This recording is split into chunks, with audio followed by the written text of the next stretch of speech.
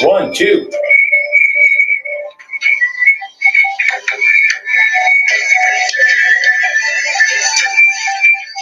1, 2.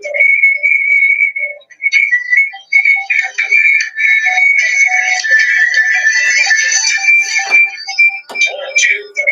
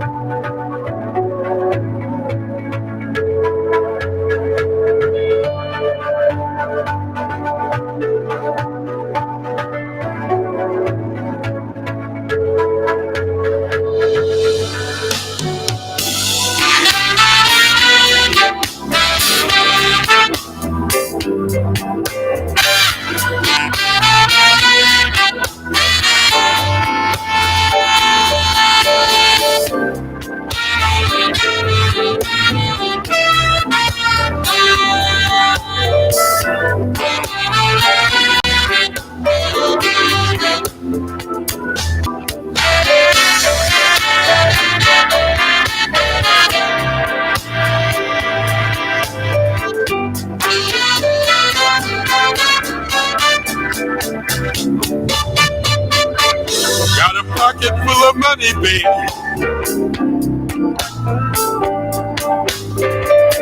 But don't none of it belong to me. Got a pocket full of money, baby.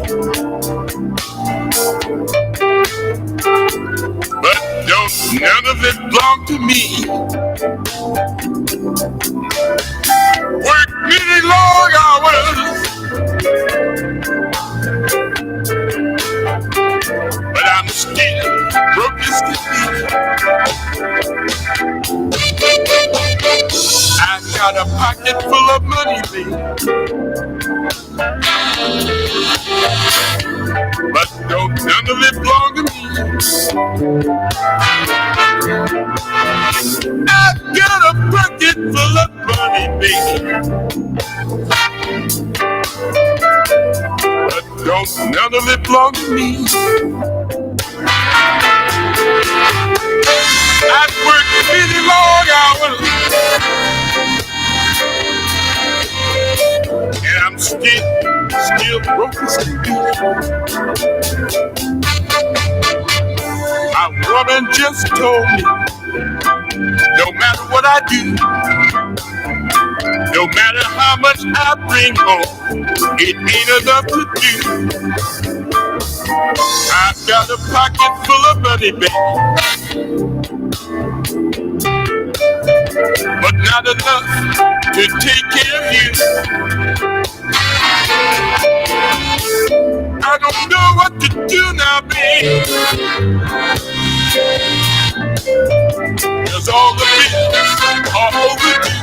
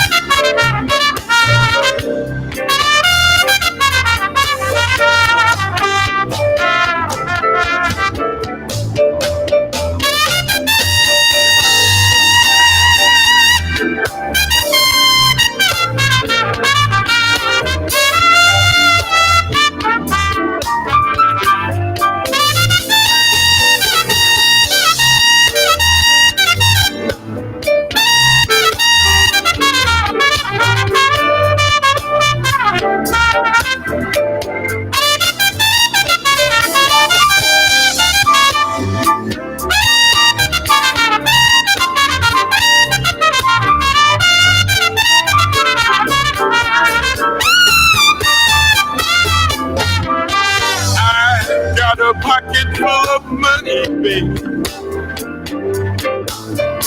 and you know it don't belong to me. I got a pocket full of money, baby, but it don't belong to me. I work many long hours,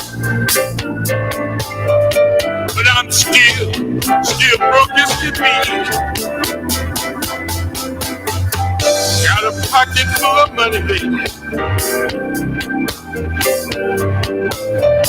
but it don't belong to me. Got a pocket full of money, baby,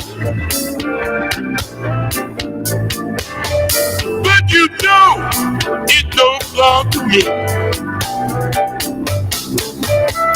Worked many long hours, but I'm still broke as can be. Got a bucket full of money, but not enough to take care of you. Got a bucket full of money, but not enough to take care of you.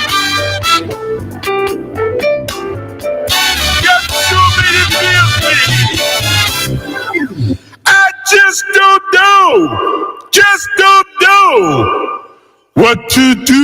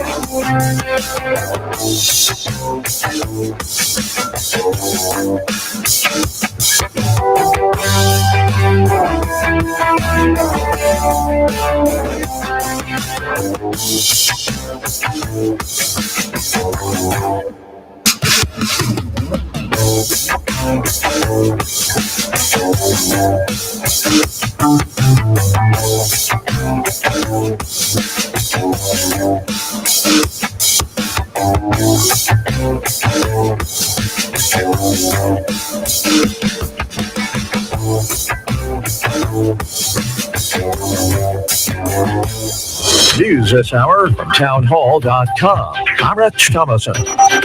President Biden suggests the U.S. has a moral obligation to save lives wherever and whenever it can. Our values call us to do everything that we can to vaccinate the world against COVID-19. The president says the U.S. will donate 500 million vaccine doses to countries in need, the move that's being applauded by some Republicans. President Biden made the announcement ahead of his participation in the G7 Economic Summit. Senators Ben Sasse of Nebraska and Lindsey Graham of South Carolina were quick to praise the president for taking big action to help ensure global vaccination against the virus. Senate correspondent Bob Agnew, Mr. Biden among world leaders in England for the G7 summit.